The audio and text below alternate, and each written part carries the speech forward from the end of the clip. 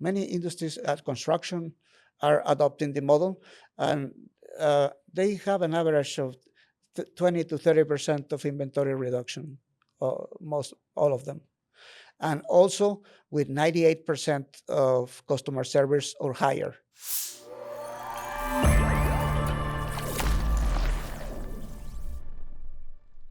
Here to inspire the world channel, and we are having today Gustavo. How are you, Gustavo?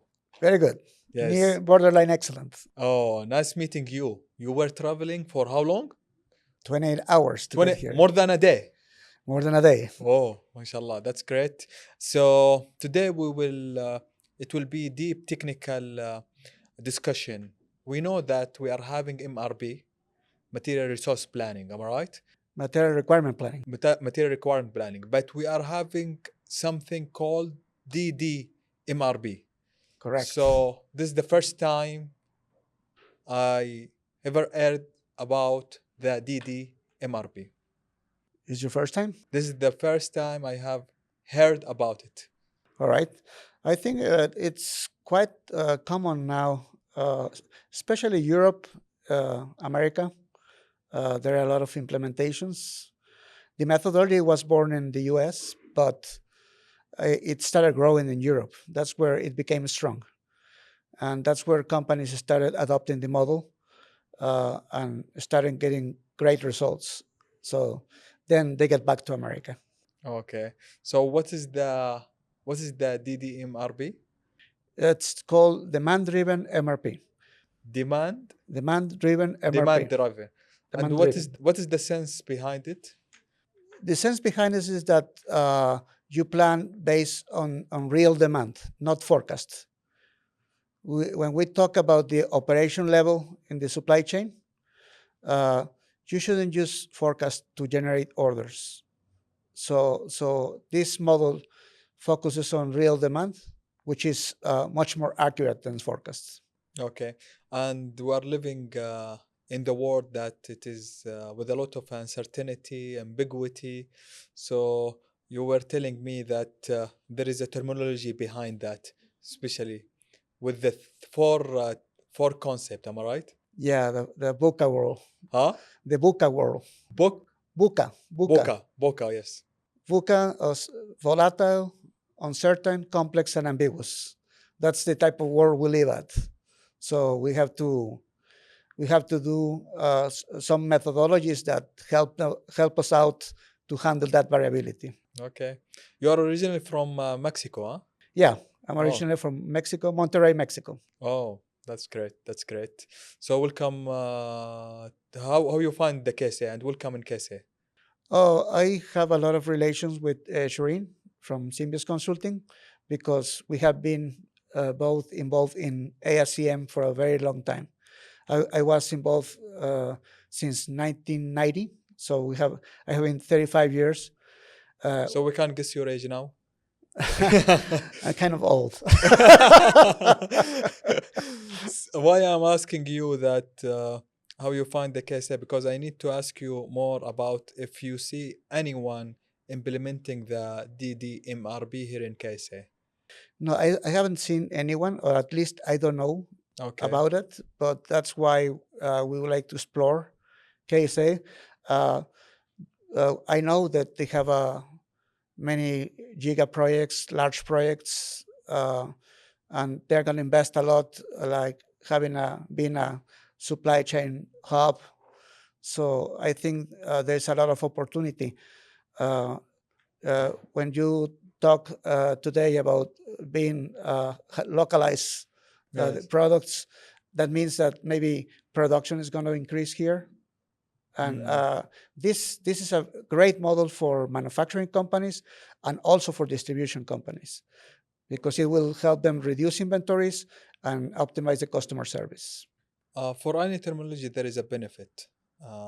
So the people will not get in touch with the DDMRP till we understand the benefit of that. So can you describe the benefits? Yeah, there are several benefits, but I think the most important and the most used by the companies to justify the investment is increase the customer service, have the product availability.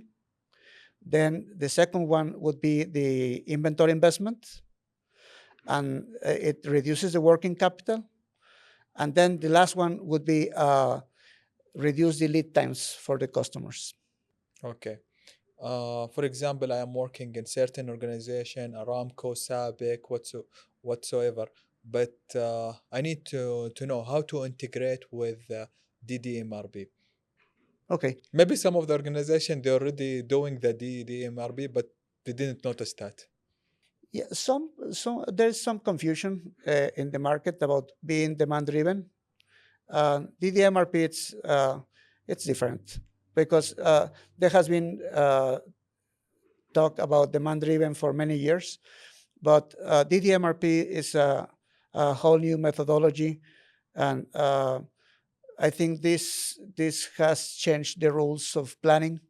They have transformed how people or how companies are planning their products, and it has given a lot of results.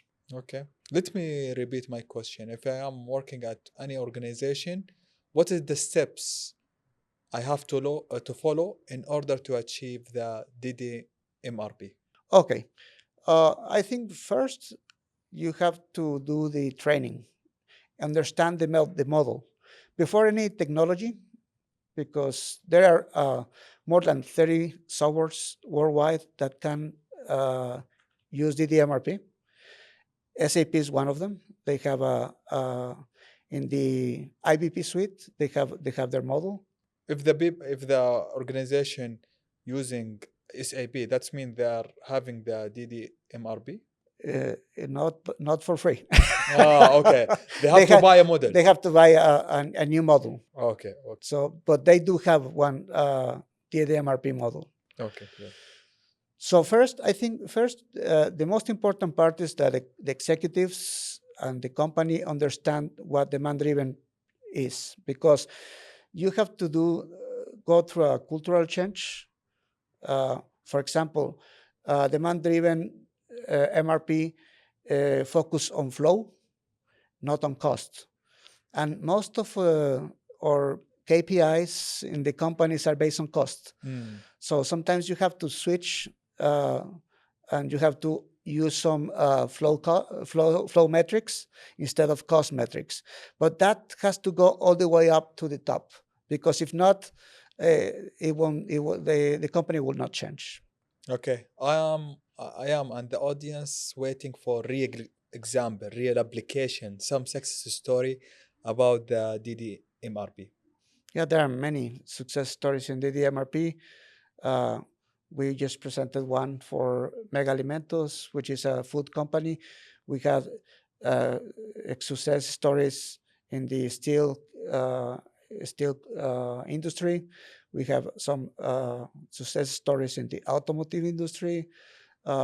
Many industries at construction are adopting the model, and they have an average of 20 to 30% of inventory reduction, most all of them, and also with 98% of customer service or higher. So you don't have to choose, like in old times that you have to choose, okay, if you increase the inventory, you will have better customer service. Yes. But you'll carry a lot of inventory investment. In this case, you get a more balanced inventory, so you can have very low inventory, but still have a great customer service. This is the push and pull, huh? It's a combination. MRP used to be push all the time, and DDMRP is more pull, but sometimes you have buffers in the middle to handle variability. So it's not totally full. Okay, great. It seems the DDMRP will impact the technology or the ERP system organization could use. Yeah, it usually combines with the ERP. It's not replacing ERP. It connects to the ERP.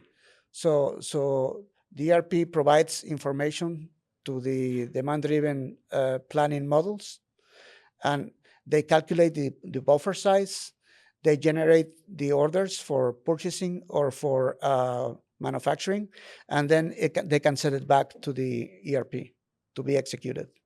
It will impact also the strategic and some decision making.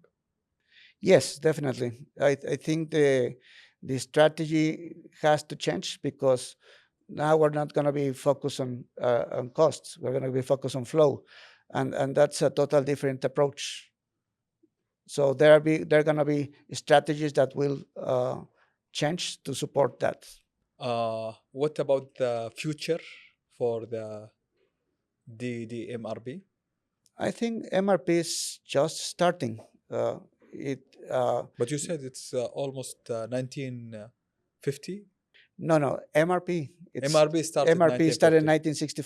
1965. But the DDMR DDMRP it started started recently. 2011. 2011. Yeah, Okay. 2011 started the first movement, but I think the first implementations, or when the implementations started growing, it was 2015, 2014. So it hasn't been maybe 10 years in the market, but the adoption is still very low. There are so many companies that can migrate to DDMRP. And what is the future for? The future is, I see a lot of growth. I see a lot of opportunity for demand driven to change how the companies are planning their products, how they are planning their raw materials, and also the finished products. Beside the conference, you name one of the company. We watched the video. They are using the DDMRP. What's the name of the company? It's called Mega Alimentos. Mega Ah, Alimentos is one of the more than 140 implementations we have. this is for sauce, Yeah, sauce, Mexican sauce. Mexican sauce. You are eating a lot of sauce. Am I right? Yeah, we do. we like it. Okay, thank you very much. We put sauce on everything. What we need just I and the audience one expert advice.